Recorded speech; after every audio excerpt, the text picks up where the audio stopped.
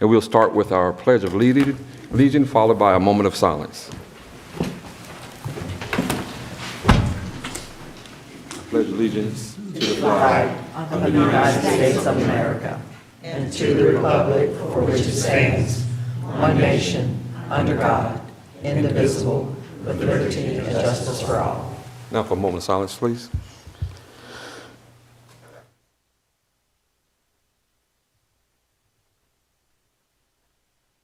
Thank you very much. You may be seated.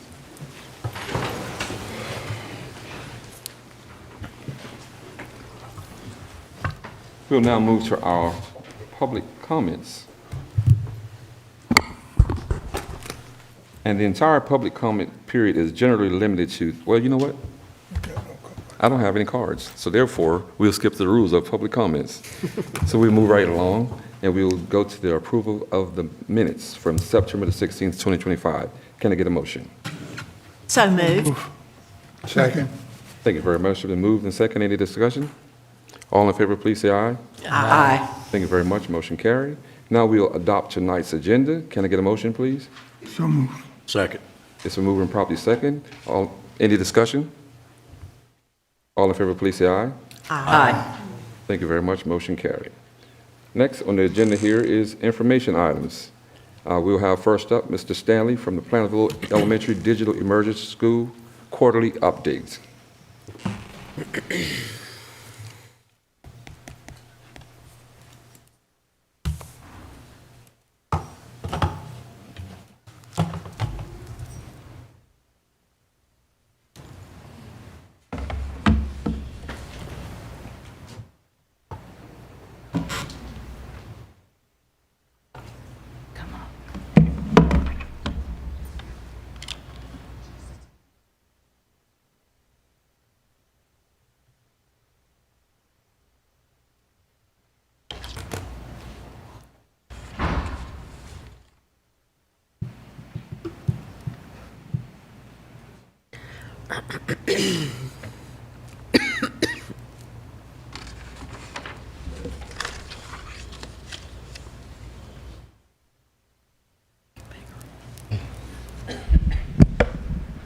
Good evening. Good Good evening. evening. Board Chairman, Mr. Keith Moore, Vice Chairman, Mr. Randy Walker, distinguished members of the Georgetown County School Board, Superintendent Dr. Bethany Giles and her administrative staff.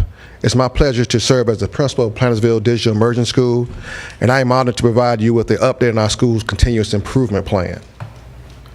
First, we'll talk about some of our demographic information, some of our progress, and in summary, some of our data that has been provided.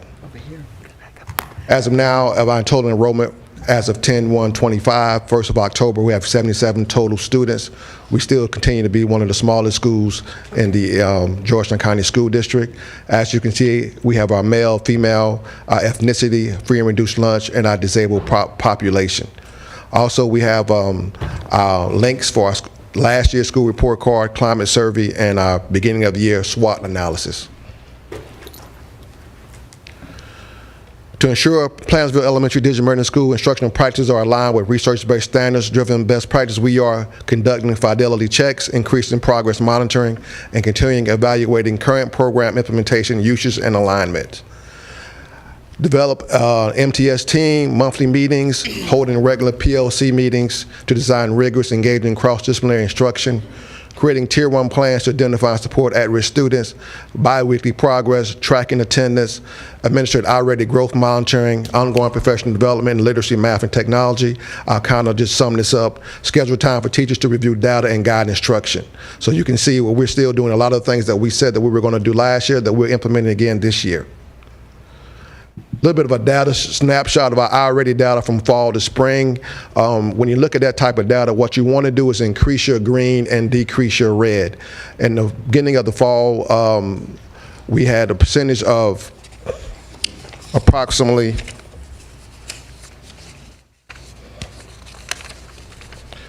17% of our kids were in the green, middle of the year 21%, at the end of the year 43%. That's in reading. In math, at the beginning of the year, we were at 5% in the green. By mid-year, we're 10%. At the end of the year, we're at 20%. So what you want to do, and like I said, you want to increase that green and decrease that red. As of right now, meaning new data for the beginning of the year, you can tell that we have about 17%, 15% in the green, and we have some work to do, and a lot of work to do in math. We only have 5% starting off right now. Usually in the fall, beginning of the year, you expect that type of data because these kids have not been through a whole year of instruction yet, so you kind of expect that, but you want to make sure, when I go back, that those numbers increase by the end of the year. A good teacher can provide a year's worth of growth. That's what we want for our teachers, to provide a year's worth of growth for all of our students, no matter where they're at. We expect our teachers to grow our students.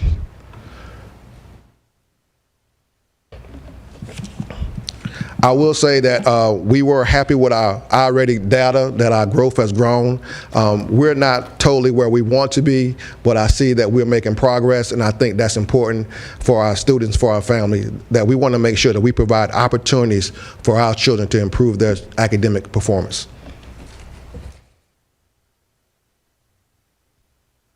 That's all I have. Any questions? Any questions or comments? Mr. Stanley, thank you and your staff very much for the effort that you're making. I would like to say thank you for Dr. Bethany Giles for her guidance, and also thank you for Ms. Sherry Foster. We've had some difficult times this year at our school. As you well know, it's been difficult the first couple last month, but we're striving, we're hanging in there. Please continue to pray for our school and pray for our students. Thank you. Thank you, Mayor Stanley. Next, district goals and overview by Dr. Giles.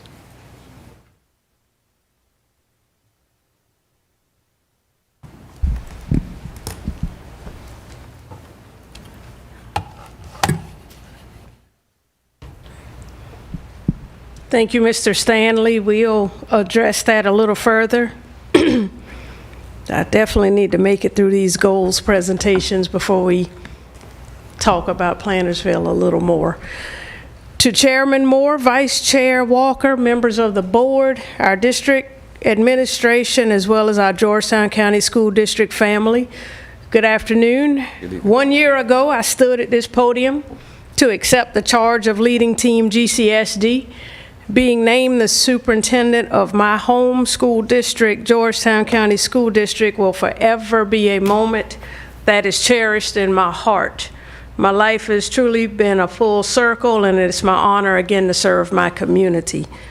To my family, my entire Georgetown County School District family, students, staff, families, and community partners, thank you for the support this past year, your dedication, more importantly, the belief in what we can accomplish together.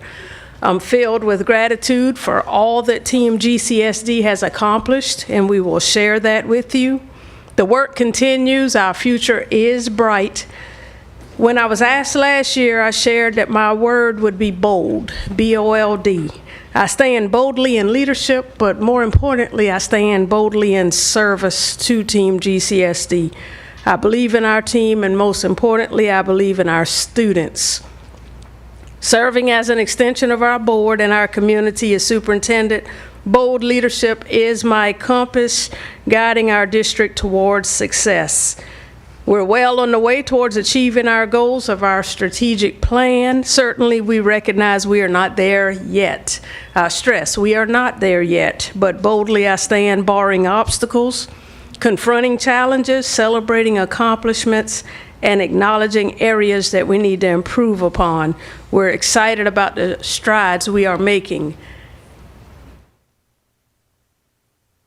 The 4 categories that encompass my 4 goal areas as superintendent are taken from our strategic plan directly. That's academic excellence, supportive organizational culture, exceptional talent, and lastly, fiscal and operational responsibility. Our progress is centered again on these 4 goal areas, and they align directly with my superintendent goals as well as the GCSD strategic plan. The first goal area is academic excellence. Not reading, but just highlighting a few of the key words within that. As superintendent, I'm committed to providing a high-quality educational experience. Pulling from that is the post-secondary success. We want to ensure that our students are prepared for post-secondary success.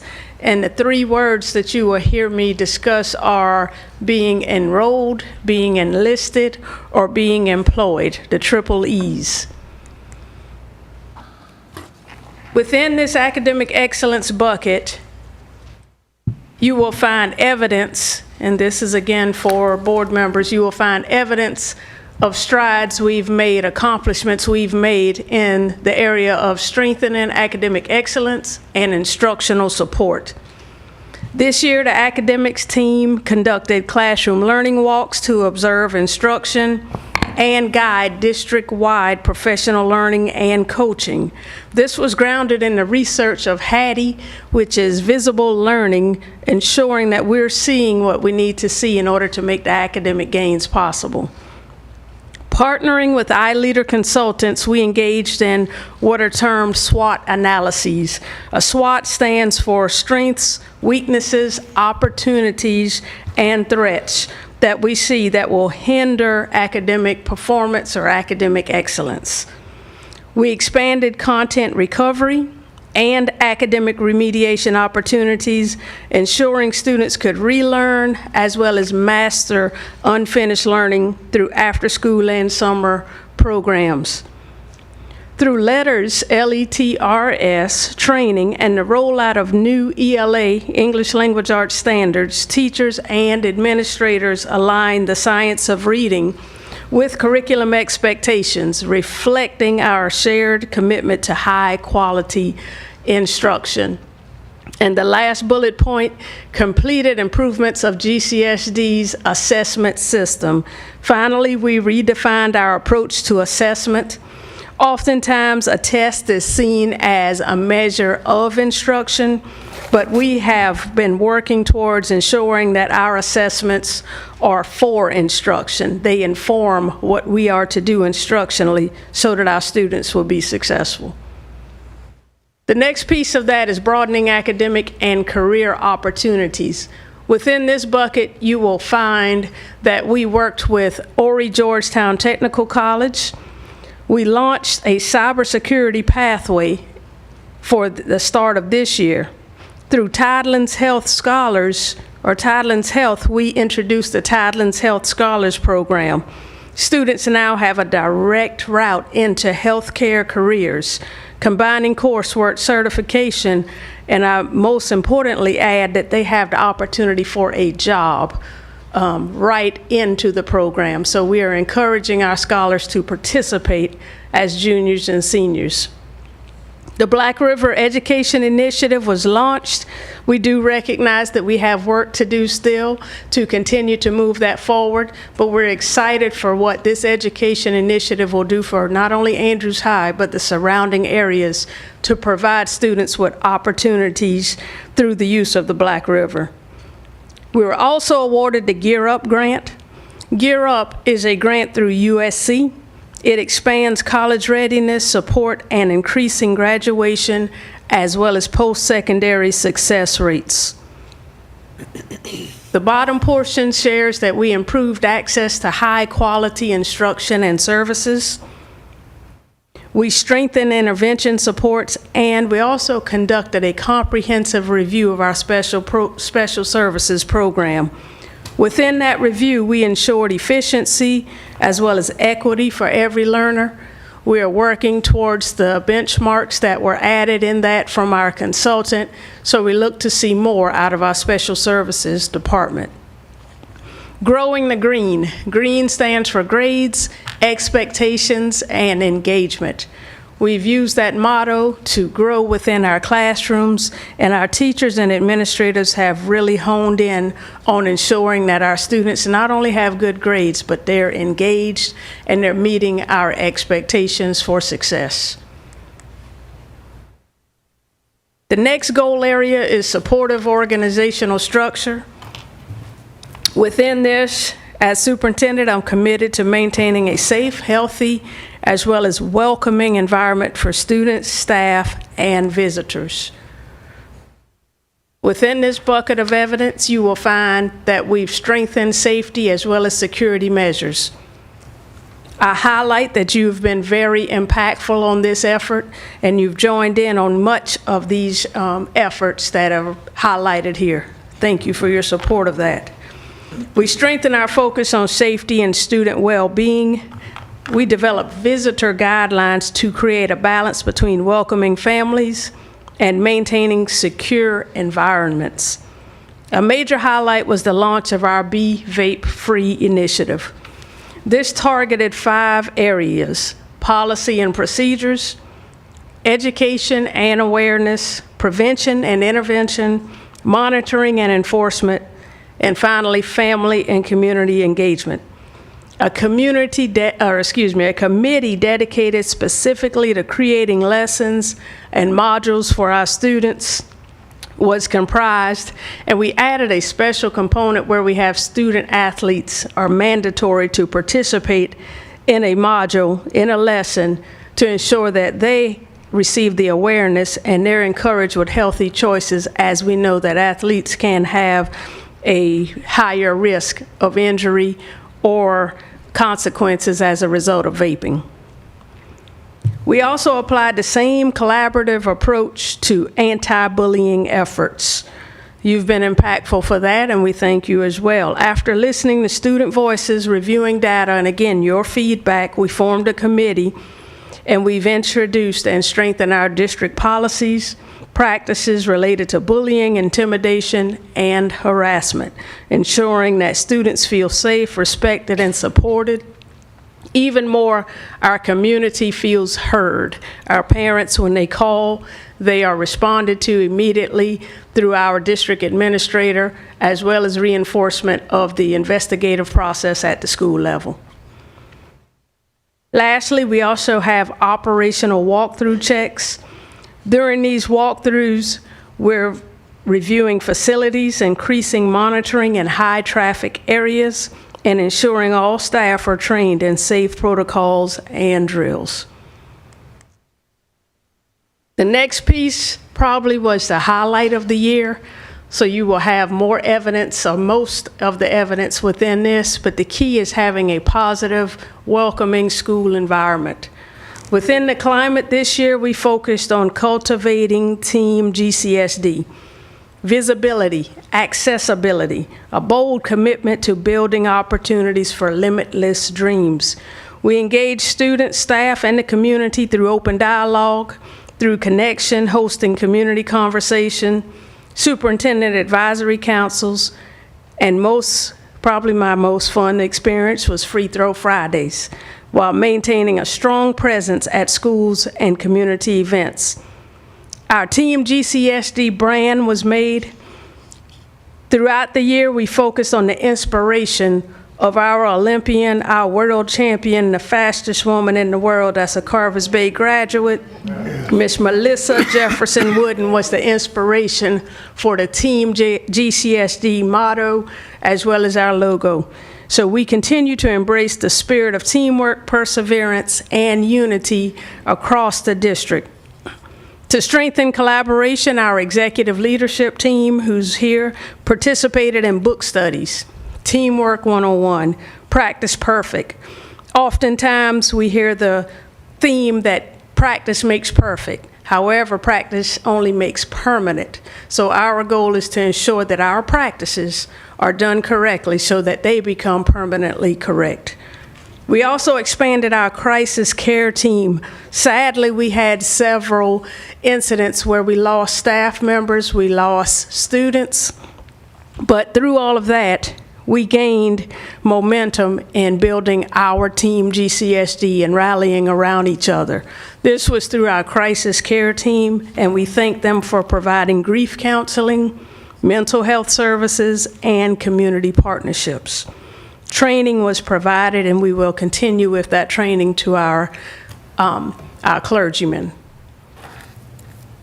Kindness Matters initiative, I'm going to speak more on that later on tonight, but our Kindness Matters initiative was implemented for every Wednesday. We challenged our entire community to post, to put on social media acts of kindness that have been extended throughout the county.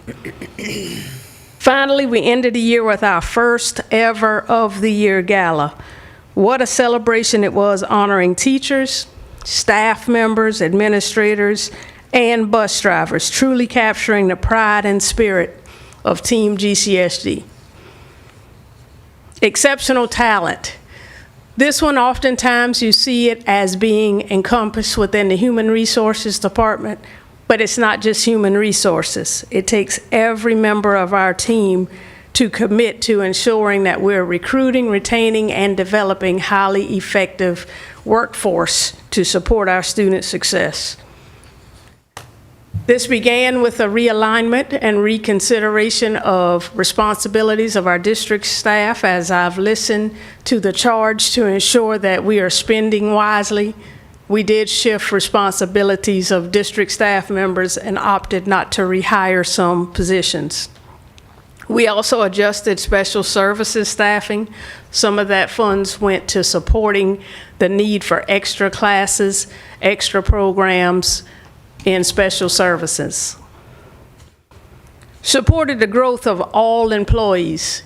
The REAP program is through Voorhees University. Voorhees University, this specific REAP program works towards continuing to enhance educator effectiveness, improve student outcomes, and promote equity in learning across the district. Professional development through our ADEPT program, that's our Office of Educator Effectiveness. They provided meaningful support to new teachers through training in classroom management, evaluation processes, and relationship building.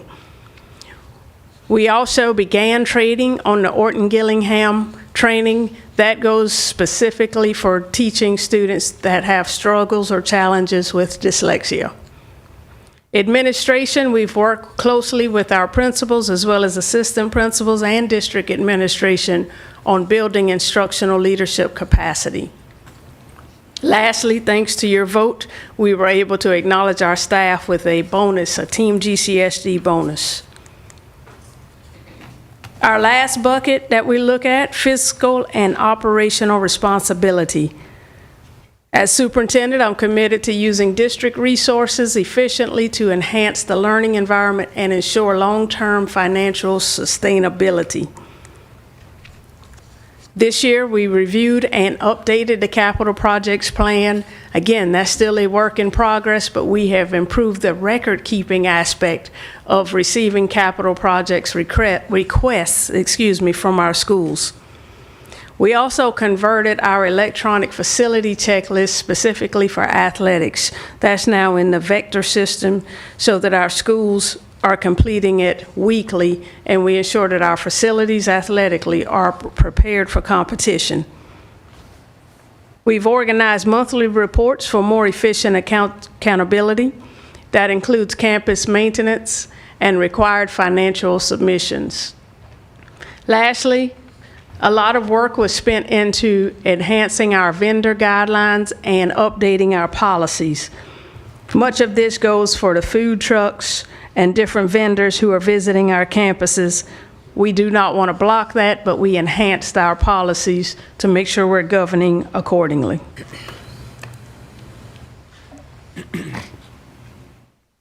Increased safety, security, and transportation reliability.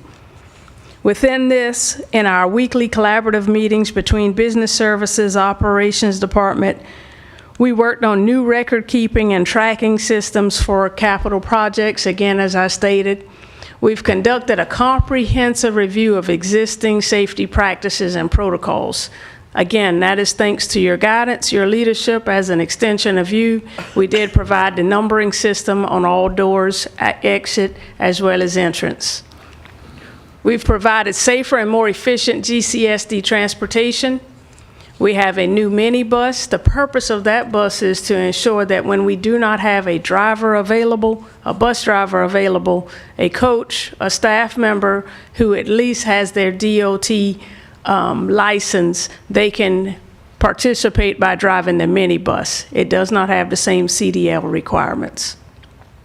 Our vehicle maintenance and operation guidelines. There was a lot of money spent into buying new vehicle fleet or updating our vehicle fleet. But it's important because when I receive phone calls or text messages that we have staff members stranded on the way to Columbia to our meetings because they were driving a district vehicle, that's a concern. So we did update our vehicle maintenance and operation guidelines as well as our fleet. Lighting, which is a huge security issue. We upgraded lighting at our athletic facilities. We're still not done yet. There is portable lighting that we need to add to our inventory, but we have updated lighting at each high school's athletic facility. For Carvers Bay High School, this had already been done for several of the other schools, but Carvers Bay, we're proud to say, hosted the lower state track meet. We provided the track equipment for that track meet. We are working towards getting that storage building, and I'm told that we're close to shoveling dirt, but not quite there yet. So again, that was a lot. We did not go deep into the pictures, into the evidence, but that is for you to review over the course of the next couple of weeks when we reach that ultimate point, that where you will, I won't say that E word, but you know what you have to do. Hopefully this district goals presentation did provide for you measures to prove that we are working in Team GCSD. We prove what's possible when we lead boldly, we work collaboratively, and we keep our students at the heart of every decision. Again, I repeat, when we keep our students at the heart of every decision. Together, we strengthened our systems, we lifted our schools, we supported one another through every challenge and every success. Our story does not end here. This is only the beginning. The progress we've made has laid a powerful foundation for what's next, and we look into what's coming for 25-26. Again, academic excellence. These are the initiatives we've already launched or are in the process of launching and continuing. I'll highlight the 212 initiative. That one is near and dear. At 212, what happens? Water boils. So in this analogy, from 2 to 12, we're watching how our students are excelling from grade 2 all the way to grade 12 and ensuring that they are ready to be employed, enlisted, or enrolled. Supportive organizational structure. Again, we'll continue to focus on district safety measures, bold leadership, increasing Team GCSD visibility within the community as well as in the schools, and we're strengthening our administrative cabinet team. I highlight Relay for Education. Relay for Life was near and dear to me, and we no longer support that within our county. However, our teachers have joined together, and on November 8th, we will host a Relay for Education with the same process or the same mindset that we're walking continuously to support what's happening in our schools and to support our students and staff members. So November 8th, we will Relay for Education. Exceptional talent. We understand that we're competitive and we have to be competitive within our state as well as our nation. Steps towards ensuring that, or at least getting us close to that, will be made through a salary study of certified and classified positions. We want to recruit and retain highly qualified staff members. And the last bullet, Aspiring Leaders Initiative. That's where we will grow our leaders, not just administrators, but leaders in the classroom, leaders in the office spaces, those who are in our schools, teaching them what leadership looks like and how to lead. That's what that initiative is all about. And lastly, fiscal and operational responsibility. That's all tied within our operating budget. At your guidance and at your extension, we will pilot the Tyler program for electronic record keeping. We've already developed live streaming policies for our board.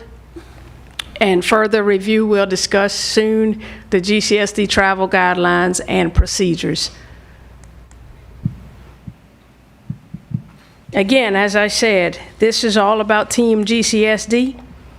It's about leading boldly. It's about leading with service, boldly serving our district, and we will continue to strengthen our safety.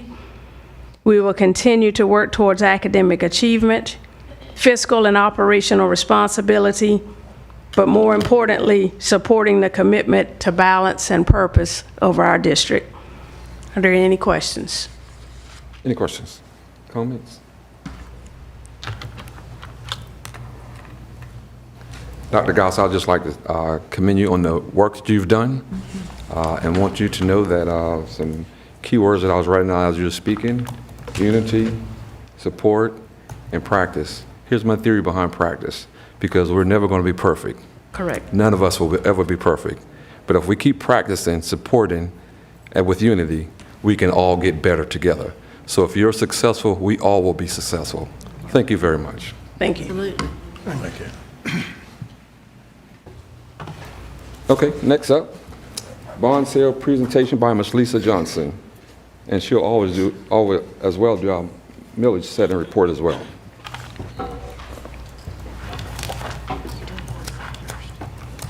Doing bond sale first. Yes. Yes.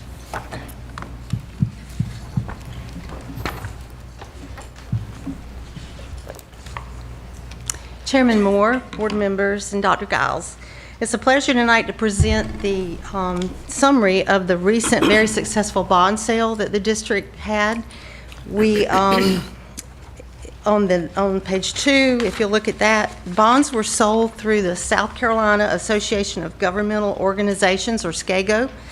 We were one of 30 districts that participated, and the total par amount issued for that debt was over $300 million. So it helped us get a very good interest rate. So we're using our 8% capacity GO bonds. You all approved the resolution on May the 6th, 2025. We closed on September 18th, and we will repay it on March 2nd, 2026.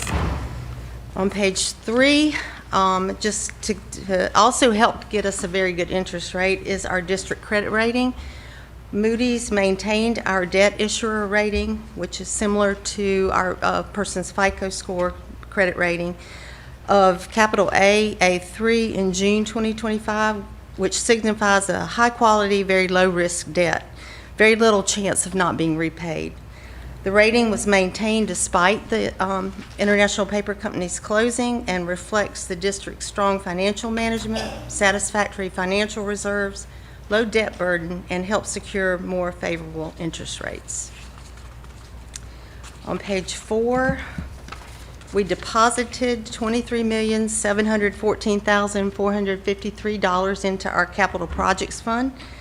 The par amount was $23.5 million. The cost of issuance are listed there. The true interest cost was 2.4378%, which is a very good rate in this market. And just to recap, the funds will support capital improvement projects as well as annual maintenance costs and equipment, and strengthen the district's capital program. It'll improve infrastructure and educational facilities, thereby enhancing learning environments. Is legally restricted for capital improvements and cannot be used for operational expenses. And it will ensure necessary funding for future growth and improvements. Did you all have any questions about that? Any questions? I Thank you do very have much. a question. When is the list going to be ready? We have been bringing pieces of the list to you along and along, but we will have it an accumulated list within the next month or so. Will that list include cost? Cost estimates, yes, ma'am. Cost estimates, okay? Yes, ma'am. Any other question? Ms. Johnson, millage? Yes, sir. When we were having the budget approved, we talked about the fact that the county had to go through reassessment. They do that, it's required every 5 years. So this was, 2025 would be the 5th year. They have done all of the assessments and gotten the values done. The purpose of a rollback is to maintain the equivalent tax revenue after property reassessment increases with newly appraised values and before new growth is included. And so it's to keep us from having a windfall from the same property as last year being increased in value this year. So tonight I'll present the rollback millage calculations for tax year 25 and fiscal year 25-26 for operating and debt. The next one is where we were for 2024. We were at 127 mills, and that for operating, as a reminder, it does not include owner-occupied homes. The next page shows you the growth in assessments as well as the growth in property. 6.6% growth. And the next one is where we are millage-wise. The rollback, and this was all worked out with the county and with us talking back and forth about what they calculated, what I calculated, and we've agreed the rollback would be 119 based on how the state requires you to calculate it. The board approved one additional mill for 25-26 budget, and so our millage will be 120 mills for operating for 25-26. If you go to debt next, the debt millage was 28.5 mills for 2024, and that includes all the property, all the assessed property that's taxable in the county.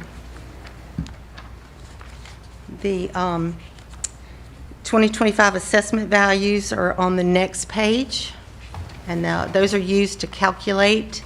And since that does include owner-occupied homes, the percentage of growth was 9.5%. So to summarize, our operating millage will be 120 mills, down from 127. Our 25-26 debt millage will be 26 mills, down from 28.5 mills. So, and that has gone to the county, and they are, I'm sure, working on getting the tax bills ready.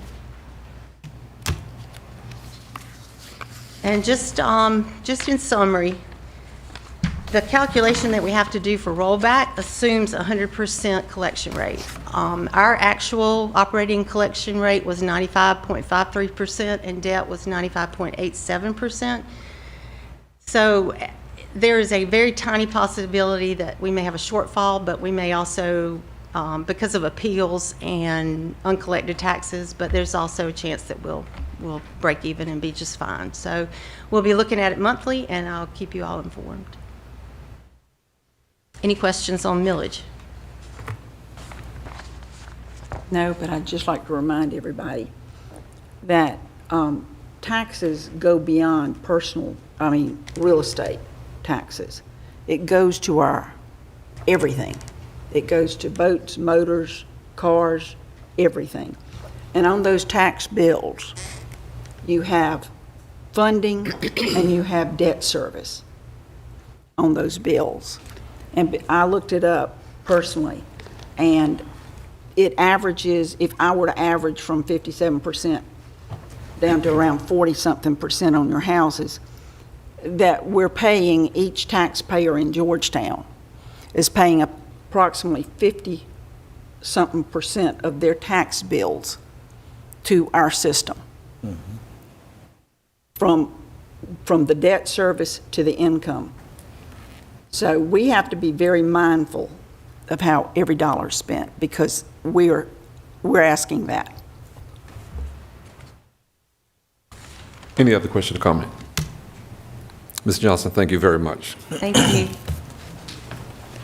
Okay, next up, District Purchasing Card Report. Dr. Giles and Ms. Johnson, you're not quite finished yet.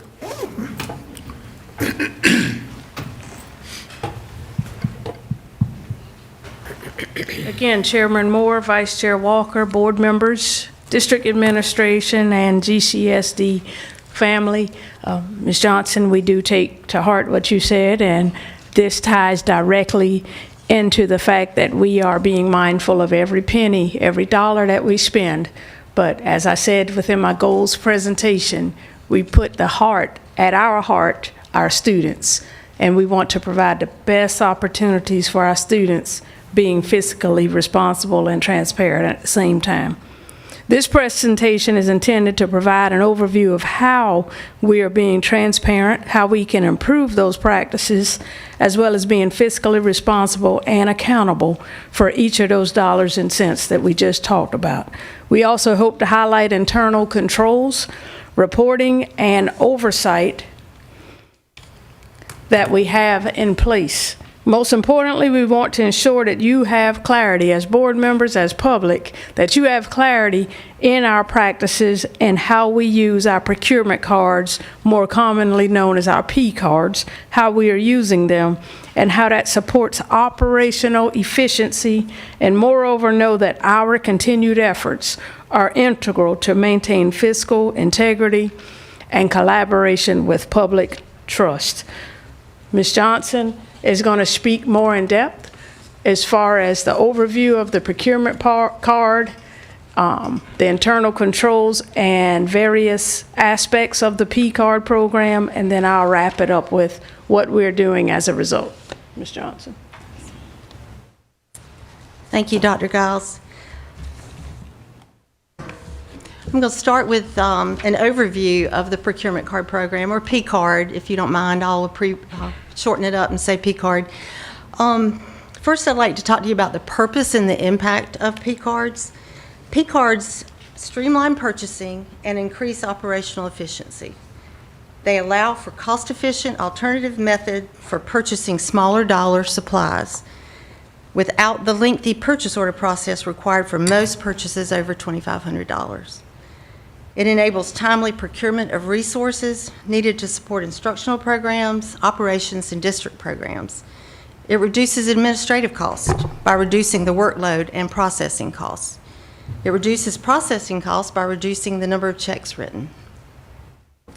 It supports small, frequent purchases and provides immediate access to needed supplies, especially for lower dollar purchases, which we consider to be $2,500 or less. It improves turnaround time on receipt of those orders. How does it reduce cost? It generates rebate revenue for the district. It reduces processing cost. Bank of America recently estimated the cost of processing and writing checks to be anywhere from $4 to $20 per check written if you factor in mailing and processing. It allows the district to make one payment to Wells Fargo for each month of transactions rather than checks to a multitude of vendors for small purchases. It ensures compliance and accountability. It promotes adherence to procurement guidelines and internal controls by restricting purchase types and spending limits. The assignment of purchasing responsibility to authorized staff ensures spending is aligned with approved budgets and district policies. P cards are one of the most secure payment methods because they're not linked to one of our bank accounts. Payments can be disputed and reversed easily. Wells Fargo alerts the district of suspicious activities on card accounts. And transactions can be easily tracked at month end with the electronic statement. Authorized staff and departments. Physical cards are assigned to schools and departments under the control of the principal or department head or their designee, normally the bookkeeper.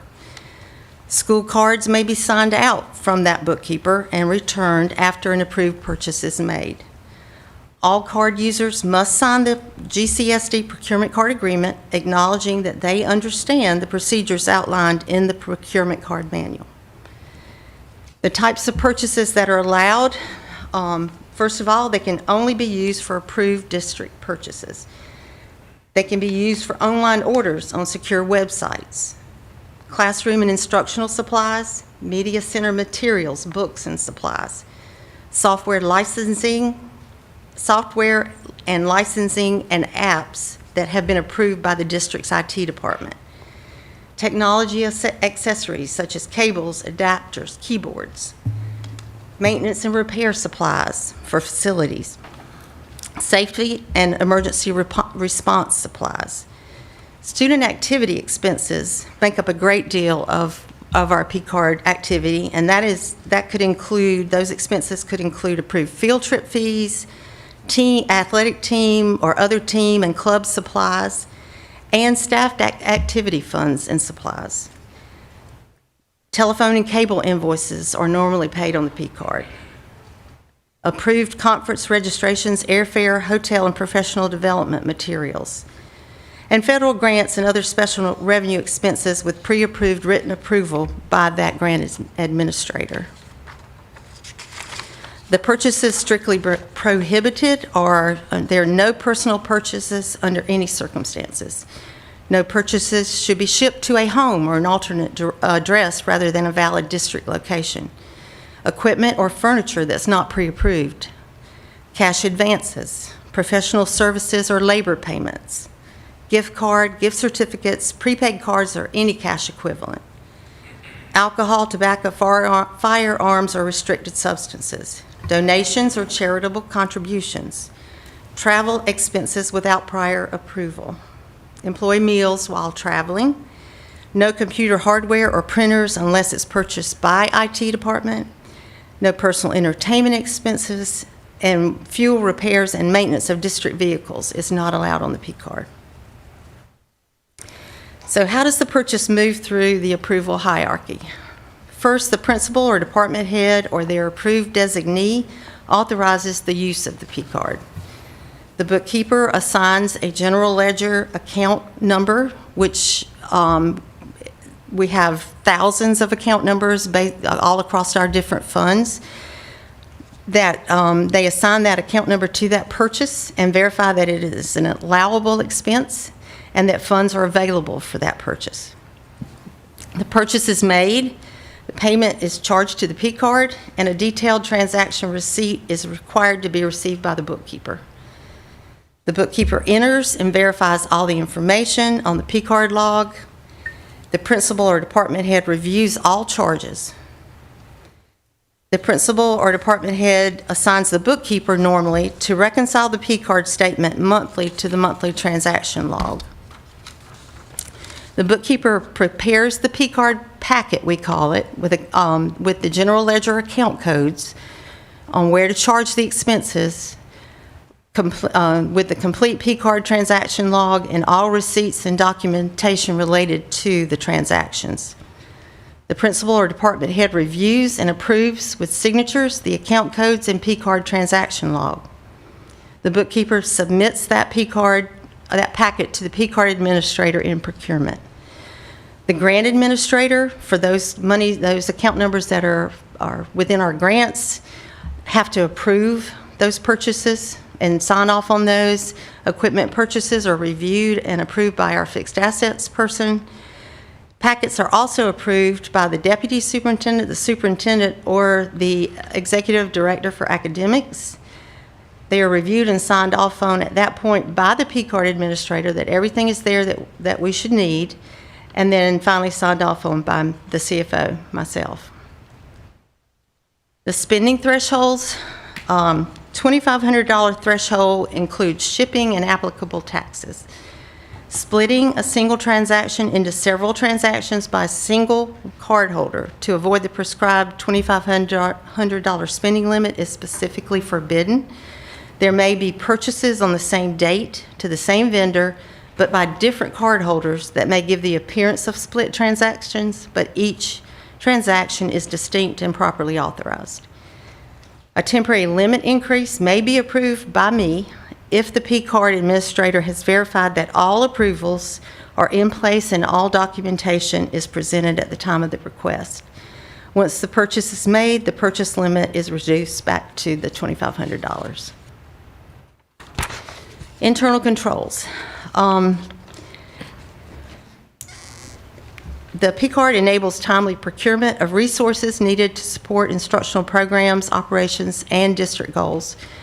They must comply with district financial policies, district procurement code, federal grant requirements, and public accountability standards. Spending is intentional, monitored, and aligned with board-approved priorities. Controls are in place to protect financial integrity. Transparency is a direct reflection of good governance, and the July through September P card statements have been revised to reflect the monthly statement as required by Proviso 1.21. We take our oversight and accountability responsibilities very, very seriously. We do regular internal reviews. The reconciliation procedures have checks and balances built in and multiple approvals. We do random audits. We have ongoing compliance tracking. The findings, if any, are used to enhance training, refine procedures, and strengthen our overall program controls. What we have creates a clear audit trail and provides assurance that dollars spent are properly recorded and in support of student-centered priorities. Temporary, if there are any issues, the things that could happen are temporary reduction of a P-card limit, permanent reduction of the P-card limit, discipline as is compliant with board policy,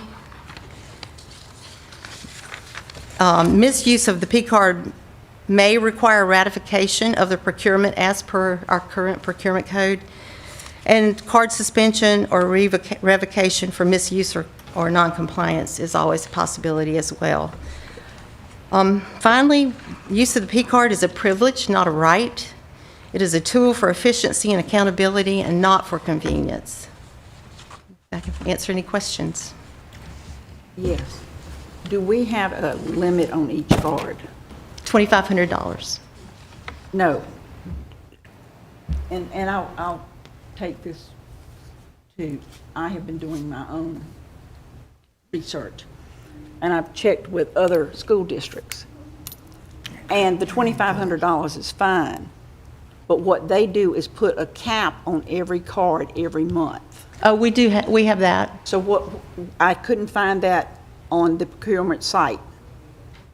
And the reason I'm saying that is I looked, and I know that, I think it's Lexington has a total cap of all of their cards to be $1 million. And ours, right now, they're spending upwards between $47,000 to $100,000 a month, and we're spending, in this last month in September, we spent $241,000. Our overall limit is $650,000 for the whole Georgetown County account, all the cards within the Georgetown For a County. year? Yes, ma'am. Well, Well, so- not for a year. We could not spend more than that at one time, which is what the $1 million would. Well, and that's what I was saying. They have a cap per month. We do too. It what is depends on the that? size of the school and the needs, but it's either $10,000 or $25,000. $25,000 per school? It depends on the school size and the needs. Okay. Most of them are 10. Well, the reason I'm doing this is I went back and I looked at Darlington. Darlington is a mirror image of us. Same schools, almost same population, same everything, same budget. And they managed to keep theirs at around $60,000 to $70,000 a month. And yet we're bumping $230,000 a month, which puts our year end somewhere around over 2.5 million. So, and they're way below that. So, I just want to know, are we just spending that? I mean, we spent $130,000 just on food last year, and $130,000 and $111,000 at Walmart. So I'm not going to let Ms. Johnson go too far because she's the CFO. But just to answer a little bit of what you're saying without speaking specific dollars, as a response to much of what we have discussed individually as well as collectively, and in our effort to prepare for multiple changes, keep in mind we're nearing the life cycle of the MSAP. That's our magnet grant. We've ended, or ESSER has sunset, and we're also having differences in our federal grants and federal funding. So as we consider that, we've began different steps several weeks ago, not just a week or so ago. The first is travel guidelines are now in place. We've drafted them. They will be shared with you.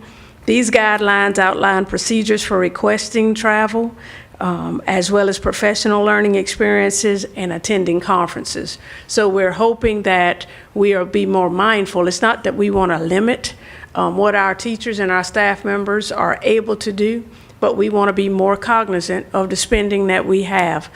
One of the things we discussed was whether a hotel stay is beneficial as far as safety and proximity, versus whether it is more conducive to drive back and forth from a location. For example, many of our conferences that we are having to attend, and you all attend, are in Myrtle Beach. But the question is it more financially savvy to stay for the cost of the hotel expense it is on the beach? Or is it more financially savvy to stay at our homes and drive daily? The other piece that we did think about is that it's not just about saving $1, but we want to be safe as well. If a conference starts at 8 o'clock in the morning and a staff member has to drive at 6 a.m. to get there, then we may want to consider what the drive is, and those are one-on-one situations where we may have to use more discretion. So we do have travel guidelines in place, as well as, again, requests to attend for conferences and professional experiences. We've also will be beginning in the second semester, and Ms. Johnson will be leading this effort to be more readily accessible. We will be expanding our digital tools, which includes the Tyler tracking or paperless practices system, to ensure that we're more readily accessible to our receipts and various things that our department has to put their hands on to ensure that we're having the checks and balances and the internal controls in place. So that will be piloted within the second semester with the goal, again, the goal of full start for our 26-27 school year. Lastly, I'll say that we will have more internal reviews of our practices. Not that we don't informally review, but we will have more formal documented reviews of our system to ensure that we are in alignment with protocols and procedures. So again, it's my hope that those bullet points did address some of the questions that you have in terms of what are we doing to improve our financial outlook, and what are we doing to ensure that our money is spent to the fullest extent, but at the same time, we're being transparent, and efficient. Yes. I also want to share that a lot of things that go through a P card are not out of the general budget or a grant budget, but parents that give money or communities that give money. And so a lot of those things come back through our money too. So we need to be mindful if we're going to have our children doing cultural and other things outside our school district. Some of that is going to be reflective when we pay for airline tickets or we pay for hotel stays or those kinds of things. They're going to come through and be already used on a P card, but they're not our district funds. So I think we do have to be mindful when we talk about dollars that everything isn't just one way. And we really have to reflect on the grant that we just had, the MSAP grant, because there was a lot of travel and a lot of expenditures that were associated with that were written into that money that still looked like it could come through the same fund. I just want us to, our public to be aware, it isn't all general budget dollars that are expended that way. And I'll give you, Ms. Hamill, a real-time example of what we're dealing with as far as expenses for airlines and hotels. Our FFA chapter at Carver's Bay, they hope to travel to Indianapolis in the next few days. They have raised a considerable amount of money to support that effort. That may be reflected in our spending, but again, as much of it, if not all of it, will come from fundraising efforts that they have done in order to support that effort. So it is a balance, as you said. Yes. Thank you. Ms. Borden. I actually have a question. I would like a little bit more clarification on whenever you were speaking about the purpose of the procurement cards. If I heard correctly, there was bypassing the PO process required for purchases over $2,500, and that's what I thought I heard. I just wanted to ensure that that there's backup documentation, that we're following the procurement code for the required quotes and different things. For over 2,500? Yes, ma'am. Yes, we are. Mr. DeBose. I was personally hoping for a little more specifics to some of the questions that have been raised by the public who have been examining, along with Eileen, the public record of our accounting. And one of those, and Eileen alluded to it, was that our P-card expenditures are 4 times 2 other counties that we looked at. Richland 1, got in trouble with the state for their P-card usage, and another was it Darlington? No, Darlington didn't get in It trouble. was, what was the other one? Eileen? But no, Lexington, I think it was Lexington? Jasper. No, Jasper, I think Jasper was in trouble. No, the one other county we compared. No. Well, I compared If you're speaking Darlington. about fiscal caution or fiscal watch districts, Oh. there are several in the state. That would be Jasper, that would be Allendale, Hampton, if I'm not mistaken, Richland, and we are on a fiscal caution, but if you remember, that is because of our auditors not meeting the deadline, and we knew that heading into, because the auditor we had went out of service and we had to get a Right, new auditor. Right, but I understand that. But I think the community, those looking at the data, are looking for a specific answer as to why our P-card expenditures are 4 times those of the 2 counties that were looked at. I think. That's a big difference. And So I think Ms. Hamill highlighted that in her answer, is one of our reasons is we have a $14.9 million MSAP grant. Yes. And when we looked at it more closely, much of our travel is coming through our Carvers Bay attendance zone, those 5 schools. And it is using those grant funding. And the second piece that we looked at is what was stated about our students fundraising in order to be able to go on extra trips or events. So that's what we have noticed is part of the reason why our expenses appear to be more higher than other districts. I appreciate that explanation. I would like to see those actual numbers. Okay. Actually we can spelled provide that. out, what are the expenses and why are we so high versus, and I know we purchase things 2 ways, P-cards and checks. And maybe they do more on checks than P-cards, but I think the community and some of us on the board are looking for specifics to the questions that have been raised and not just general answers, but we want to see specific numbers about these questions because they're very important questions, I think. And nobody understands it. Dr. Giles. If it is the direction of the board, we'll go deeper into numbers, but I think that is more in line with a budget presentation, and we can work towards that, Ms. Johnson. Mr. Walker. Dr. Giles, I'll probably have to come back to you when I get my voice back, but I'm going to do the best I can. I just want to know, how did our audit go over the year? Did it go well? Did we do anything out of the ordinary? Ms. Johnson, you want to speak to the audit? The auditors were here, came Monday, had a room full all day today. They'll be here this week and next week. So it's Okay. still underway. All right, my next question is, to reflect on what Ms. Hamill said about different fundings and different money, to just hear the questions of what's going on as somebody's digging deeper than what we're doing here. And it just sounds to me like we're playing the I got your game here, and I'm just frankly sick of it.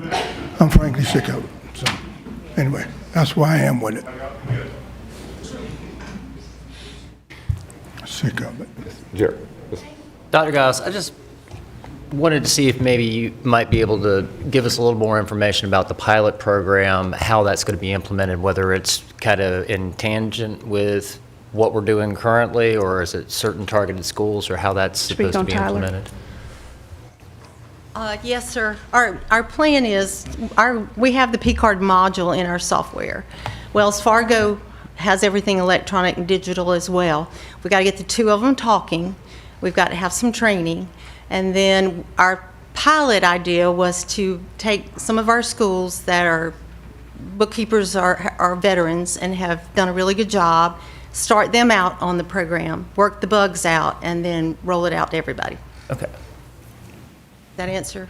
Yeah, no, and like I said, I mean, I'm just trying to figure out if we were going to kind of do it as a soft launch district-wide first, or if we're targeting specific things to see and to make sure that the information we're seeing presently is reflected in the new program.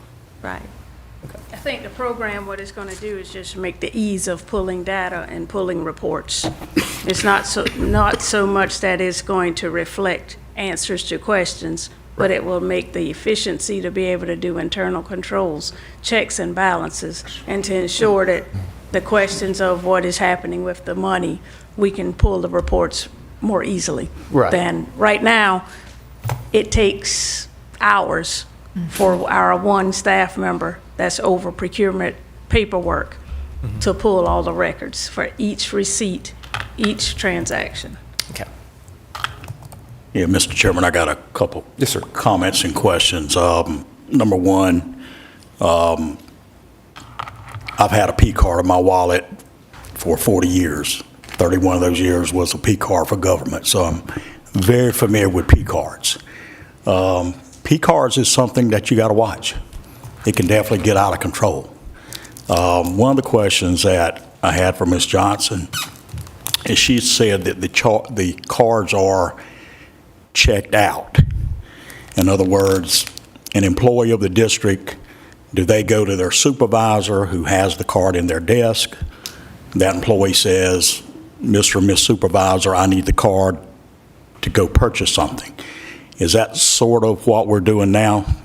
Yeah, yes, sir. We actually have a list that we ask the school to provide of you authorized to make purchases on behalf of your school. And that person has to be on that list. A lot of times, for instance, if it's the high school, it may be somebody in athletic department that needs to have be able to check the card out, bring it back, and bring the receipt back. Most of the time, I'll be honest, the bookkeepers handle all of the purchases in most of our schools. And approximately how many P cards do we have in the district now passed out to various supervisors, department heads? Do you know that number? It's about 91. So we have about 91. And those 91 would be given to these supervisors that would in return give it to their subordinate employees, correct? Right. Okay, so ultimately the supervisor is responsible for what? That card. Right, you're right. All right, so my next comment is the process. It almost sounds like that our P card process that we're using now is sort of dinosaur.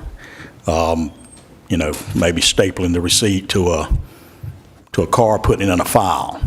That's not the way we need to do it. We are living in the 21st century. Now, I saw on the board to where we are going to look at updating to digital tools, which is what I'm used to using for the last 25 years. I would hope that Wachovia would have a software. I know Truce Bank does. I use Truce now with a company I work for, to where the person who made the purchase goes into that software, basically photographs the receipt, downloads it in that digital tool, describes on there what it was for, and then codes it to whatever proper coding.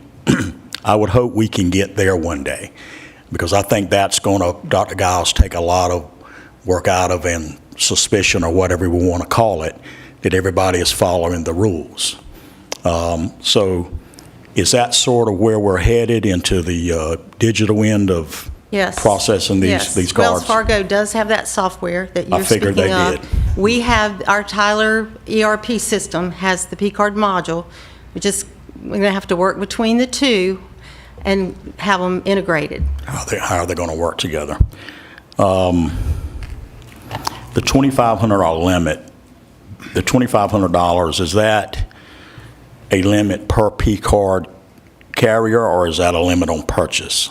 That is a purchase limit. A purchase limit. Does the P card actually give a limit on spending? For example, if I have a P card, can I just go out and do I have a limit? Is my limit 2,500 or is my limit 25,000, but not over 2,500 per purchase? Per transaction, your limit would be 2,500. And for the schools, it would probably be 10. Would be 10,000. Okay. Give me just a second. I was taking notes.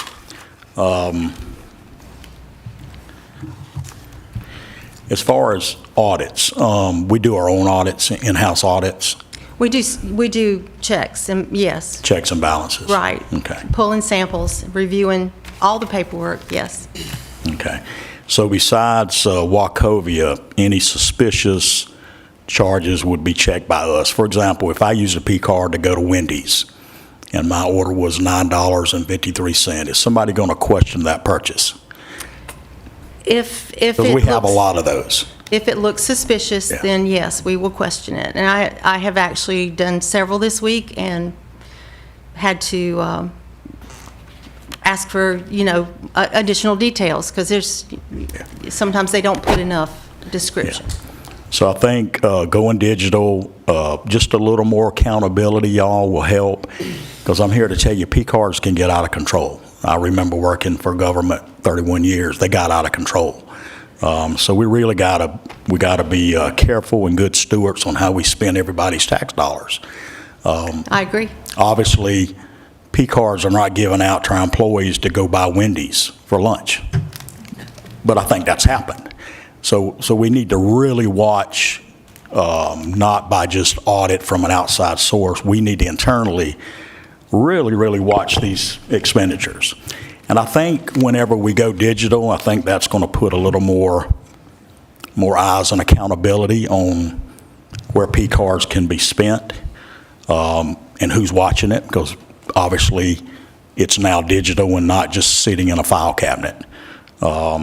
So I think getting the technology to bring this to the forefront is going to help us out a lot.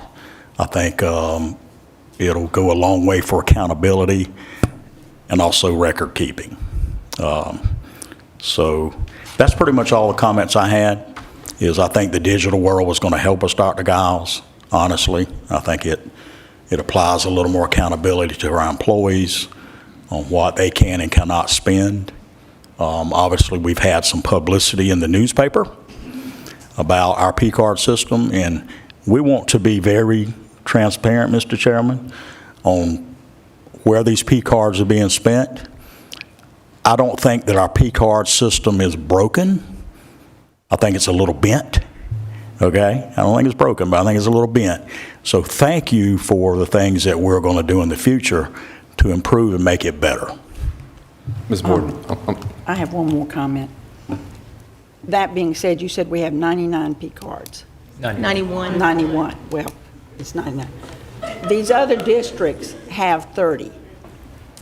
And I was looking at their limits and on all of these P cards.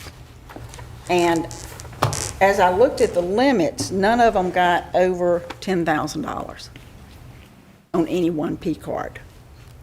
There were variations in those P cards, but none of those limits went over $10,000. And some were 5, some were 250, some were less. But the amount of P cards we've got out there is a lot harder to track when you've got 91 P cards and we have limits of $25,000 as versus $10,000. Well, as I heard it, she said 10,000 for most schools, and there may be a couple that were less than Yeah. $10,000. So I don't think it's a fair representation to say $25,000. Well, but we've got for one. 91 P cards. We have And we're gonna- 800 and something odd employees in the district. Mr. Yeah, and so do some of these other districts.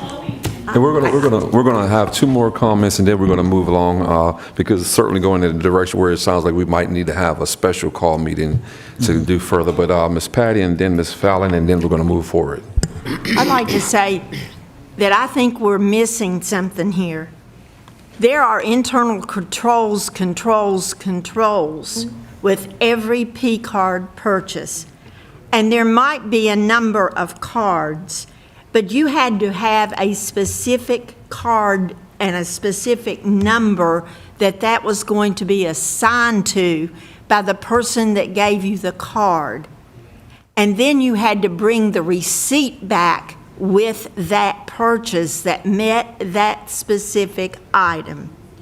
And I think we're going in the weeds with all of this because I don't think we have misused funds. I think we have used them properly, but we don't understand the multiplicity of different funds and different activities that go into that money. So I want us to be very careful when we talk about how much money on which card. It depended on the fund you were using and the amount of money that was assigned to each of those little minutia of funds on that card. Not just, I'm giving you the card and you can go and do X, Y, and Z and come back to us. I just need for us to be sure that we have always had total internal controls that people had to sign off on, not to go there that we didn't know where the money went.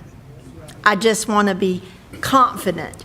I want our public to be confident that we didn't just go spend money. I want to say that's important to me. Thank you very much. Ms. Borden, Mr. Scott, we got to get it moving. Okay. Ms. Borden wanted to make a comment. I'll ask her to make a comment, and then we're going to try to move into her process, because this is also going to deal with procurement as well. Yep, fine.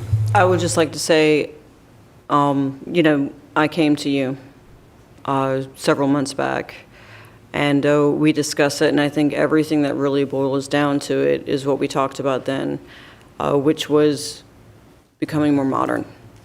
I think that this is the right step that we're making, that I did, also work looking at procurement cards for the county, and at first glance, for sure, it can look different. It can raise eyebrows. I believe that by starting this new process, it will start simplifying it and making it easier for the control system, for making it easier for Freedom of Information Act requests. I think that's a big thing, so that way, if our public is concerned and somebody wants to make a request, we have to charge based off of how many work hours. So that can raise the amount, and by doing this process, it can help increase the availability for Freedom of Information Act requests to be, available, to be able to answer questions. And, there are things that cleaning this up, turning it digital, making it easier to access is bringing our county, our school district, into the modern era that people expect. And I'm hoping that it can help for the future clarify a lot of the questions and a lot of the things, and we'll get more answers as we go into this. Thank you, ladies. Can I just say one thing before we move to the next topic? I understand that our goal and what we need to do right now is provide transparency and clarity to our public. But I also want to thank those members of my staff and those members that are working hard in our schools, our bookkeepers. They're doing a lot of work that's often not seen. And when we have discussions such as this, I will share in our latest joint leadership meeting with principals, there was a lot of anxiety just discussing processes of travel guidelines, and we're no longer going to purchase this item for you, or we're no longer going to do this. So I want to thank our staff members. I want to thank Team GCSD. It's been a lot of work to pull all of this together. And while it may not have met the mark in what you're looking for, please, when you see a staff member, thank them. Even if you don't thank us, thank a staff member for all they are doing in our schools, because it takes a lot to run an office. It takes a lot to observe in classrooms, just to provide a safe environment. So it's a lot of pieces coming together to ensure that we are doing right fiscally, but operationally and academically as well.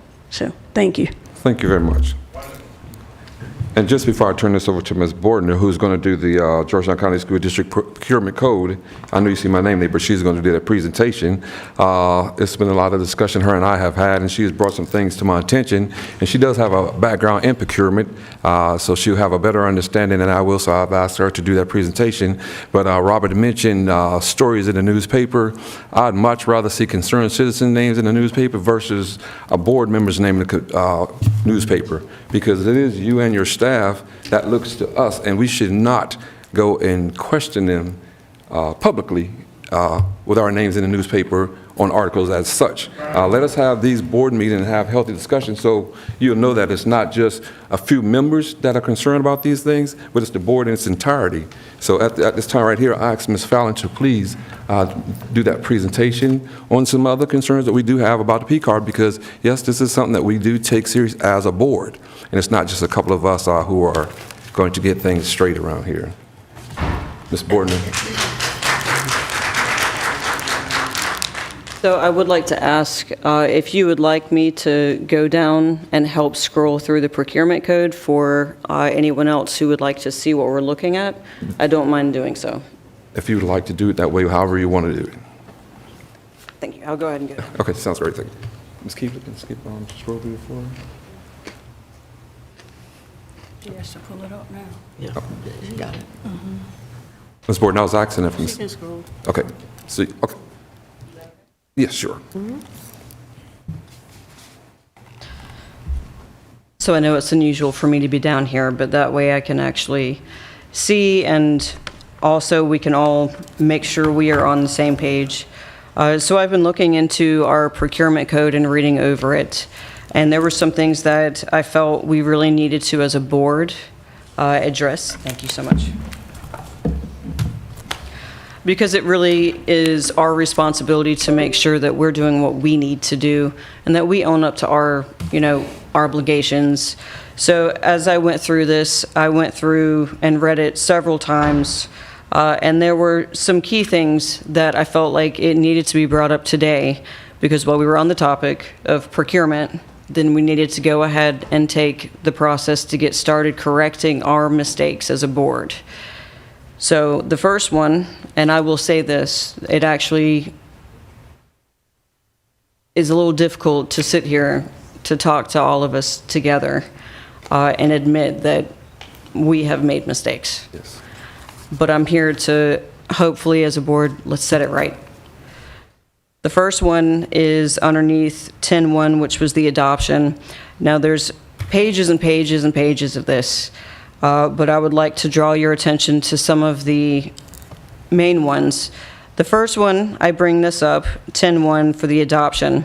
Effective 12/1/2008, this document is adopted pursuant to the mandate of 113570 of the South Carolina Code of Laws, which is intended to have the force and effect of law and shall be known and be cited as the Georgetown County School District Procurement Code, hereafter code. So going down to 10.4, updating of code. The Board of Trustees of the district intends that this code be updated in conjunction with changes to the South Carolina Consolidated Procurement Code and the regulations promulgated thereunder. Accordingly, whenever the South Carolina Consolidated Procurement Code or the regulations thereunder are updated, the superintendent shall submit conforming updates for approval to both MMO and the Board of Trustees of the district. So this seems to be a long-standing thing that's been going on for a while, because this code has not been updated since 2008.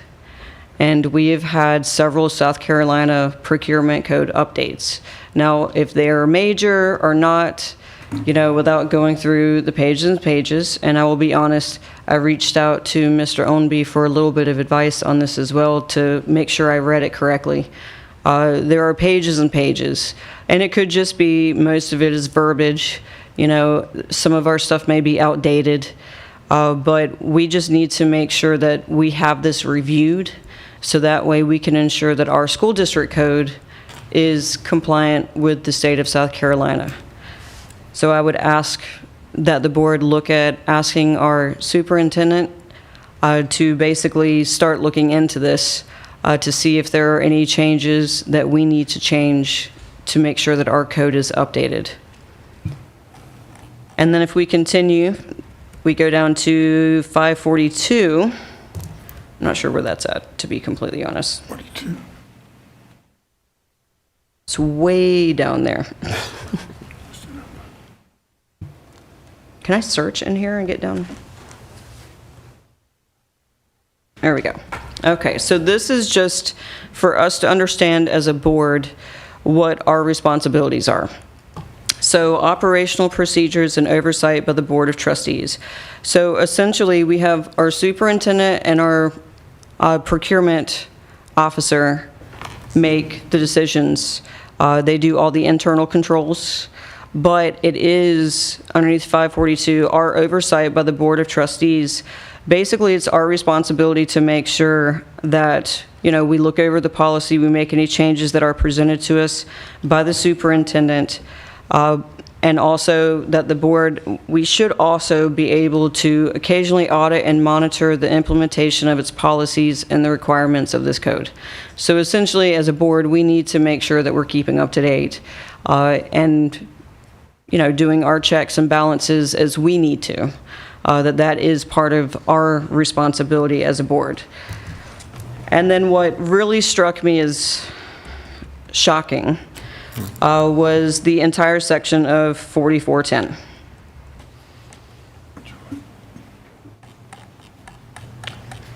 This is really far down there. Oh my gosh, there we go.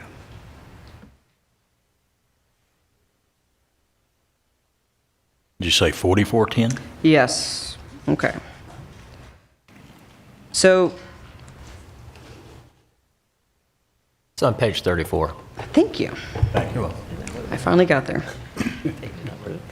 So we are actually supposed to be having a standing district procurement review panel. We are supposed to have one in place every year from July 1st until June 30th. And this actually outlines exactly how those people are appointed, how it is created. So the panel is supposed to be composed of a member of the board appointed by the board who will chair the panel.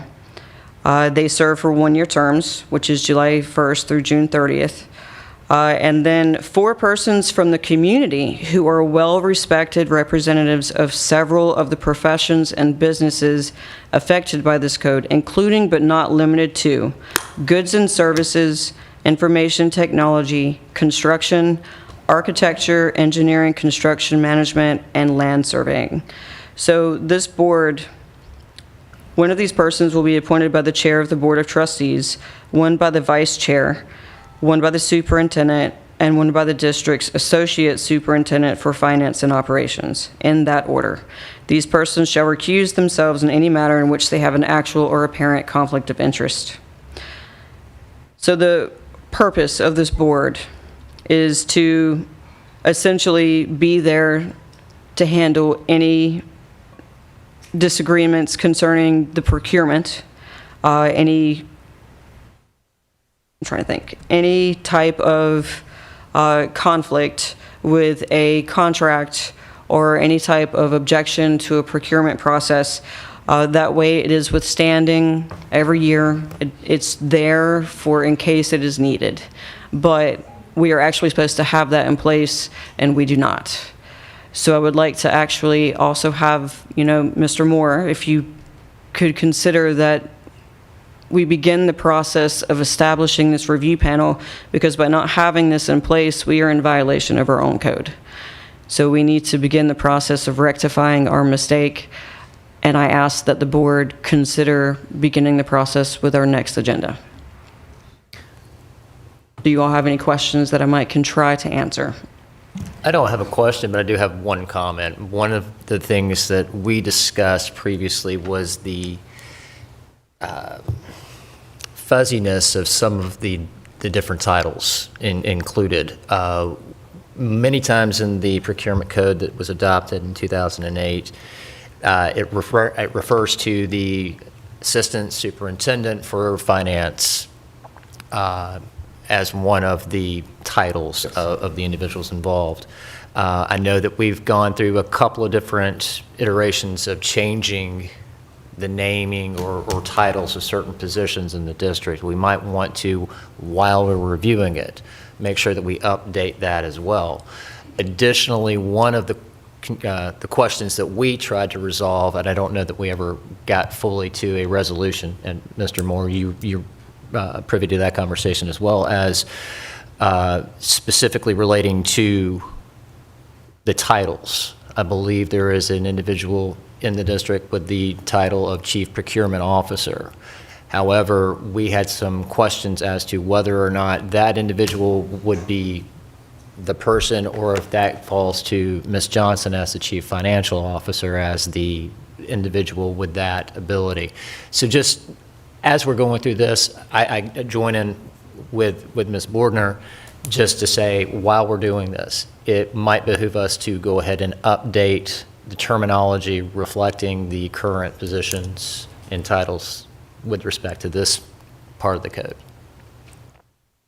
I think the key there is just delineation, maybe not changing of titles, but providing an understanding that as CFO, Ms. Johnson serves as our Chief Procurement Officer. Correct. We do not Yeah, just have a clarification. We do not have that title. Right. So delineation of responsibilities Yes. may be Yeah. more in line than changing titles. Yeah, no, just more, I guess, more of a clarification of this is this person's responsibility, because again, I'm sure that when this code was adopted initially, which I think predates everybody at this platform, I'm sure those titles have changed, those job requirements have changed at some point. So just more from a clarity standpoint rather than, identifying a different title, so to speak. And we do that with policy. We always, as we update policies, we change those titles as they have become evolved Right. from one To reflect title what to we have, another. But we do that with policy as well. Sure. And Ms. Borden, I certainly want to thank you again for bringing these issues to my attention, and Mr. Owenby. I certainly appreciate you guys getting together and us meeting to discuss it, because like I said, practice. We're trying to get better, but we're not going to be perfect. But just know that our intentions are good. We want to be fiscally responsible for taxpayers' dollars, as well as making sure our kids are educated, but it's just the way we choose to go about things. If there's no other question, Mr. Bardner, I thank you. I do ask that it is the direction then to me as superintendent to update with guidance from our legal counsel, our attorney, as we do with policies. Yes, That's the please. first thing. Secondly, I'm hearing that appointment of a committee will be on an upcoming, maybe not the next, but an upcoming agenda. And at that point, we'll move forward with next steps. Sounds great. I know that the Here. next meeting is going to be a little lengthy, so if it's not the next meeting, with the understanding of other things that we have to take care of, we certainly look forward to having those on the agenda and getting where we're supposed to be at. When you learn better, do better. Right. Amen. Key. That's key. Thank you very much, Ms. Bordner. Thank you. Got her parade wave going. We will now move to our action items.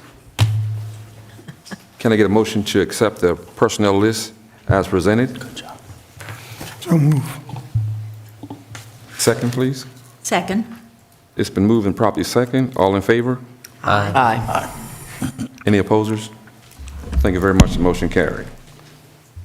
Our 2026, 2027, 2027, 2028 Georgetown County District Calendar. Mr. Scott Batten, It's a lot of numbers. can I get a motion to accept that? So moved. Can I get a second? Any discussion? Mr. Chairman, I would like to have a brief comment. First, let me say, Mr. Batten, I appreciate all the efforts that you've put into this and the committee. I know that it's not easy to do so. Over the last couple of meetings, last couple of weeks, we've talked about this. I've talked about this with members of the community, many of you, and I have tried and tried to find a way to allow myself to support this calendar that's been proposed. I still have a lot of questions. We've heard the word transparency a lot tonight. We've heard the word accountable a lot tonight. I don't think, going back to the genesis of this calendar proposal at the very beginning, that the way it was done was very transparent or was subject to much accountability. We've heard many times variations on different reasons for the adoption of the calendar. Yet, despite all of that, I've not seen any metric by which we can judge that it's been successful in achieving the goals that were provided to us at the beginning of this. I still have concerns about the makeup of the committee. And unfortunately, during this whole process, I have still maintained that this is a solution in search of a problem. And unfortunately, I don't know that that is enough for me to support it.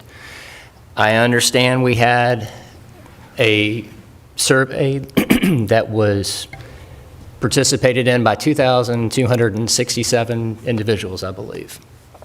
Georgetown County has about 67,000 residents. We have about 8,000 students. We have over 800 employees. And even with looking at the overwhelming support in that survey, I'm still confused as to whether the basis for their support of the calendar is that they truly prefer that calendar, or if we just don't want to keep going back and forth. So, Mr. Chairman, while I understand we have to vote on this, and I am certain that I'm going to lose this vote, unfortunately, I cannot support the adoption of the calendar. Certainly understand that very much. Any other comments? Yeah, Jared, is your main concern on how the process happened, or is it just with the calendar? I mean, is it with the days, or was it the method? I think initially, I think that there is a problem with the process. I think, Okay. Like I said a couple of meetings ago, everything we do up here, everything we say is public record. Yet I don't want to assign nefarious reasons or motivations to anybody. Okay, I'm asking a question, but I feel like there's been less transparency and less accountability with that process than our county deserves, first and foremost. Okay. With respect to the calendar itself, I have a number of questions. Like Ms. Johnson and Mr. DeBose and several things, I went back and looked at a few things, and one of those was South Carolina Attorney General opinions. Going back to 2008, in fact, one of the opinions was talking about a school district that had deficits that wanted to add additional days to their school calendar. Mm-hmm.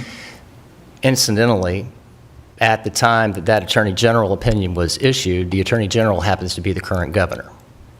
And part of that opinion was that the school district could not do that. And the reason behind that was because it did not meet the qualifications to be a, quote, modified year-round calendar. And the reason for it not meeting those requirements is because school was not in session during June and July, meaning that it was not a true year-round calendar, and thus did not fall under the protections of the modification of state statute, which requires school to open on the third Monday, not before the third Monday of every August, unless it qualifies as a modified year-round calendar. Given those as being the basis for the Attorney General issuing an opinion back in 2008, I believe it was, I've got the opinion somewhere. I can share it with you if you'd like. The fact of the matter is, we would not fall under that category, that savings clause, with this calendar either. And so, based on that, based on the fact that I don't believe that it's done anything to meet the goals that were assigned at its genesis, and I don't know that you can really judge those metrics. How do you measure combating the deficits as a result of the summer break? How do you quantify gains during the school year? How do you deal with the issues? And we all anecdotally know that around a break, discipline becomes more of a problem in the schools. So all of these things, I just don't see that this is the answer to those issues. And I would also note that of all of the counties in the state of South Carolina, all of the school districts in the state of South Carolina, all of them are considered to be modified except for one. The only district in the state that is not modified in any way is Horry County. They've made statement after statement that they are not going to move beyond the traditional calendar. But going into that even further, the moniker modified only suggests that it is modifying or changing from the original start date or the traditional start date of the calendar or of the school year based on statute. There are a number of districts that are involved in or have a modified school year that start after we do and they end before we do. And one of the things that we keep coming back to is the impact on the local economy. And I understand, Dr. Giles, and we've talked about this many times, our focus is not on the economic aspect of the county, but our students. But one of the things that I've learned in my life is that you don't learn only in a classroom. There are many lessons you can learn outside, including fiscal responsibility, accountability, determination,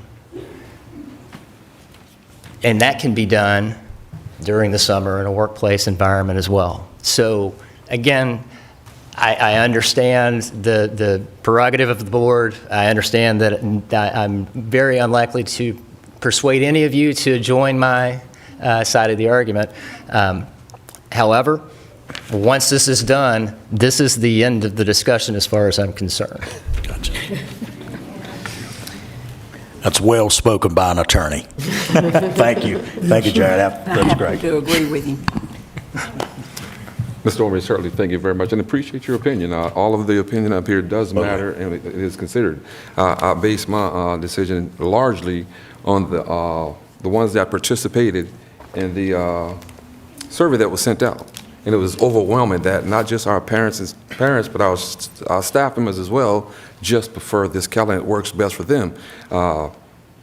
So that really plays a huge part. And I understand. I totally understand that perspective. So thank you very much for your Absolutely. stuff. Thank you. Any other discussion? All in favor? I'm sorry. No, my support of it came from reading various people around the county comments about it, which I felt gave me more support coming from every part of Georgetown County, and a lot of my decision was based on that, rather than just the panel that we picked. Any other comments? Thank you very much. All in favor, please say aye. Aye. Any opposers? Nay. No, I'm sorry, Ms. Johnson, that was a nay for you as well? Get a hand. I'm Okay, no. so we have 2 nays and the rest are ayes. Again, thank everyone very much for your consideration in this discussion. Glad you did that. I didn't like Now we move down to policy DIEA. Did I miss something? Okay. Policy DIEA, anti-fraud. Can I get a motion to accept this? So moved. And it's been, I have a motion and I have a second. Is there any discussion? All in favor, please say aye. Aye. Any opposers? Thank you very much. Motion carries. We move now to policy GCLE, unencumbered time. Can I motion to accept? So moved. Second. It's been moved and properly second. Any discussion? All in favor, please say aye. Aye. Any opposers? Thank you very much. Motion carries. Administrative Rule AR GCLE-R, unencumbered time. Can I get a motion to accept? So moved. Second. It's been moved and properly second. Any discussion? All in favor, please say aye. Aye. Any opposers? Thank you very much. Motion carried. Policy Policy BDD, live streaming of school board meetings. Can I get a motion to accept? So moved. Second. It's been moved and properly second. Any discussions? All in favor, please say aye. Aye. Any opposers? Thank you very much. Motion carries. Now it's time for board members, superintendent comments. Anyone would like to have a comment at a time? You can read yourself. I have a comment.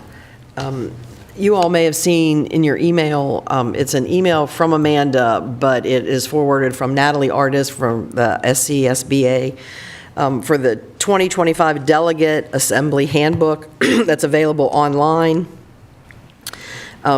Please review that so we can discuss it, and we'll put that on a meeting prior to our delegation, the annual business meeting on December 6th, so we can discuss, the delegates and what the legislature's talking about and how it'll affect education. So if y'all get it, it's a hefty document, but, you don't have to read it all in one sitting, but, please go through that. So, and I don't know what the date is for that, whatever meeting we have before the delegation.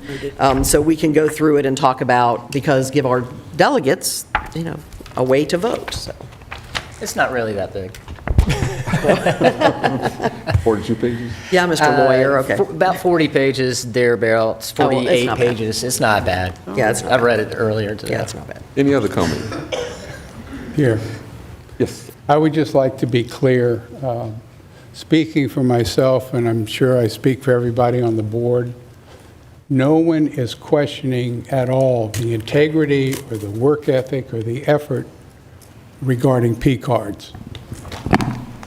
The major issue is that the community, and I speak for myself as a board member, but that when you go on the website and you look at the way we publish P cards and what got spent and so forth, there's a lot of confusion, and it creates the appearance that the district is not really spending all of its money wisely. And nobody's saying we're suspecting fraud or that isn't the case. But I think when the community and people on the board ask a major question, like why are our P cards 4 times more than 2 other counties we've looked at, and we'll probably find out the other, that I think, and we want the community to trust the board and that everything is above board. And I think the way you do that, personally, is you produce data that says, here's why, not general comments about, well, we spent a lot on airlines and this and that. All that's true, but I don't think that satisfies the community. So again, nobody's questioning the integrity of anybody. We're just looking for specific answers to major specific questions that have been raised. Thank you very much, Mr. DeBose. Anyone else? Yeah, and I kind of want to ditto what he just said. We're not pointing fingers or gotcha to anybody. Like I said earlier, I don't think our P card process is broken. I just think it's bent a little. And everything we've said here tonight with modernization, it's all going to help.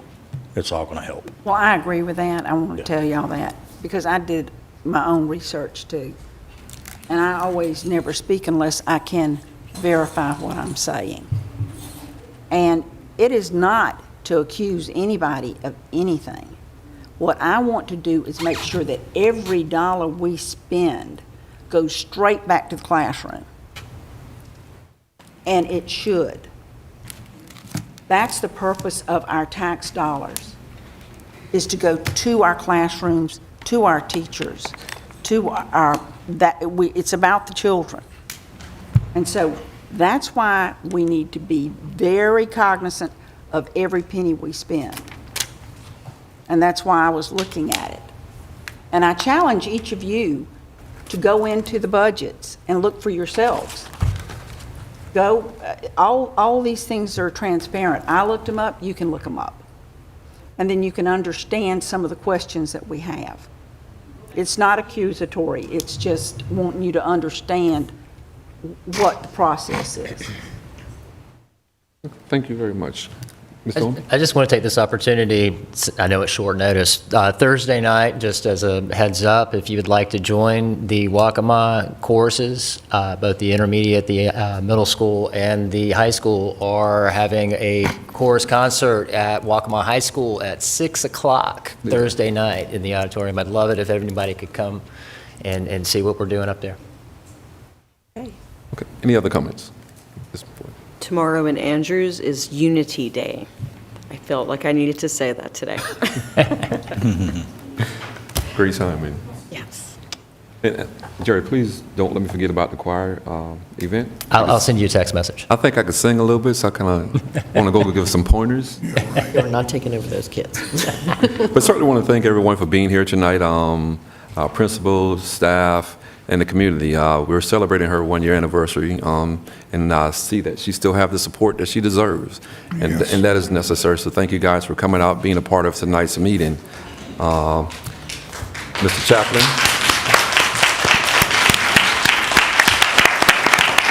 I certainly want to recognize Mr. Chaplain tonight. Him and I had that opportunity to have donut and coffee, even though he made me pay for my own donuts and coffee. Did you use a P card? Let's talk about that. That was a good one. That was a good one.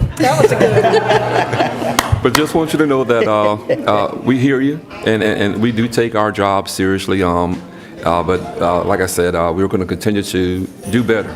When we learn that there's something that's broken, it's our intention to fix it. So know that your attention to things are appreciated. So thank everyone again for coming out, and Dr. Giles. If nobody else have anything else to say, you have the last word, and thank you very much. You needed that humor. Thank you, Chairman Moore, Vice Chair Walker, board members, district administration, and again to my family and the extended Team GCSD family. Thank you. When it was time to prepare for my goals presentation, it was difficult to look back on an entire year and see what all has transpired in a year. A lot has happened, but it's also humbling to know what all we've accomplished too. Again, we're not there yet, but we're getting there. This month is October. October is a lot of things. October is Principal Appreciation Month. We salute and appreciate as well as recognize our principals for their leadership, dedication, and hard work. We have some in attendance.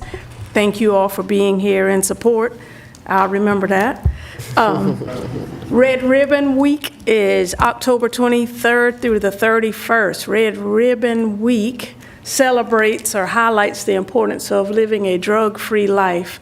And as I shared, we have an initiative where we're focusing heavily on vape-free and being vape-free. Last week, we had a presentation by a guest from Smoke-Free, South Carolina, and she shared with us all the various types of vapes and the inhalants that are inside the vapes, and we learned a lot. So we're going to try to bring that presentation to each of our communities so that you can learn more about vaping and the hazards of vaping. October is also National Bully Prevention Month. Our staff has focused efforts all year long on bullying, intimidation, and harassment, but we've increased awareness this month with events and activities. You may have seen the color orange, as you said, for Unity Day. It's often celebrated at third Wednesday. Some opted for the fourth Wednesday. Regardless of when you opt to wear it, remember to wear orange in support of unity and coming together. As I speak about that, in conjunction with anti-bullying efforts, this past year, I started a Wednesday Kindness Matters initiative. Kindness can make the difference, but I'd like to share at this time, Ms. Kibler, if we can, watch this example of kindness in action. Good finish, Andrews. Good finish, guys. Number one. Looking good, guys.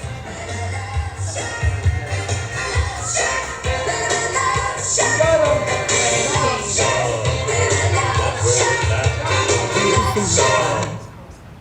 And what you just watched, the young fella that was being helped, that's a cross-country match. The young fella did not make it to the finish line. His teammates turned around, went to find him. He had a Charlie horse or some type of injury where he couldn't make it up the hill. However, his teammates turned around, went to get him, and brought him to the finish line. All right. That's kindness in action. And more importantly, this video was shared with me by Ms. Rutherford, who is a parent at Waccamaw. And again, that's highlighting Team GCSD, and that is evidence of true teamwork as well as kindness in action, and that's what we represent. Another example of kindness, sadly, I share this. This person was the utmost example of kindness, and I know she would have been here today to support Mr. Stanley. Miss Langley?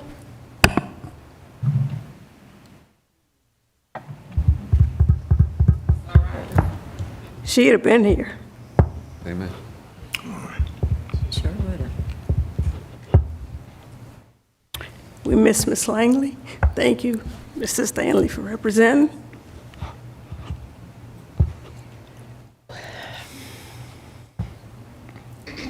I apologize, and our thoughts are still with Carvers Bay Extended Community. They suffered another loss of a former student. And you know, we keep going through this back to back to back to back. But we can get so bogged down, and I'm going off script, we can get bogged down in the weeds, as you said, Miss Patty, and forget what our true purpose is, and we'll lose what we're supposed to be doing. So allow moments like this to remind us of what kindness is and what our purpose is as not only board members, but people in life. Again, Mr. Stanley, we love y'all. We got y'all. Mr. Moore, don't do that. I made it through. Barely. Thank you very much, Dr. Giles, for pointing that out, because certainly Ms. Langley would have been here to support Mr. Stanley, and I think him and the community knows that about her. So as she said, you guys continue to be in our prayers. Okay. Now we're going to move to executive session for discussion of a personnel matters. Can I get a motion, please? So moved. Second. I gotta go home. No, no. It was moved and properly second. All in favor, please say aye. Aye. Any opposers? Thank you very much. We're now in executive session. One more, can Oh, I I'm share? sorry. One more thing? Sure. Before we go into executive session, Andrews High School lost a former teacher as well, Miss Rachel Snipes. And so we remember Andrews High School and the impact she had at Andrews High. And she was a fantastic colleague. I learned lots and lots and lots from her because I was a first year, knew nothing, and she was right there helping me. Even though she was math and I was English, we still got it together. Thank you. She'll be missed. Prayers are with the Andrews High School as well. Thank you very much. We're now in executive session. She is retired. Oh, yeah. Yeah, I did. Thank you for that update. She worked up until forever. I mean, I did. Somebody.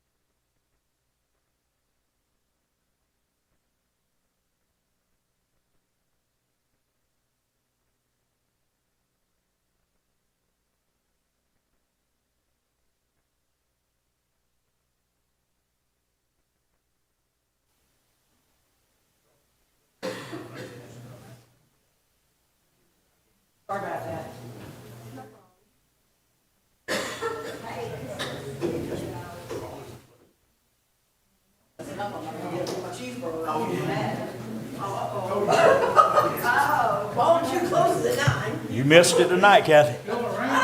You walk in there now, they'll frown at you. Yeah, no, somebody's going to tell you. Craig would not be happy with me if I walked in there now.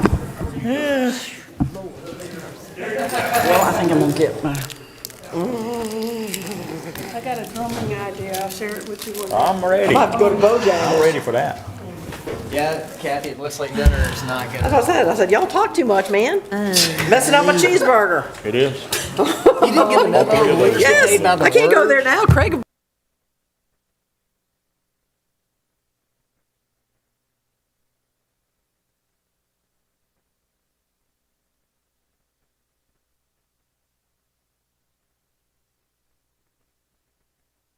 I got I'm ribbon over cutting. this. More than 3. Now, I don't know how many times you can ask me, and I'm gonna say the same thing every time.